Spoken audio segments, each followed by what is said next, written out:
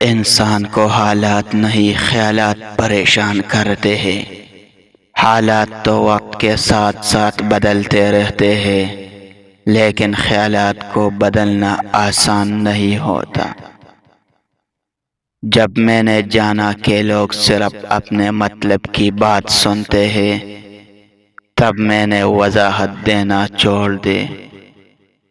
1000 قابل انسان مرنے سے اتنا نقصان نہیں ہوتا جتنا کہ ایک احمق کے صاحب اختیار ہو جانے سے ہوتا ہے۔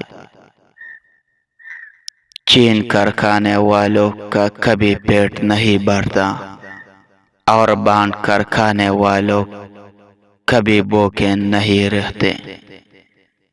مفلس کے بدن کو بھی ہے چادر کی ضرورت۔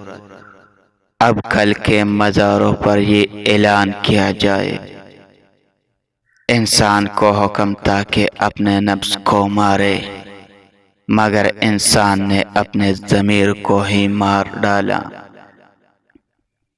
انسان بھی کیا کمال کرتے ہیں، ڈراموں میں اداکاروں کے دکھ درد دیکھ کر رو پڑتے ہیں، اور اصل میں لوگوں کے دکھ درد کو ڈرامہ سمجھتے ہیں۔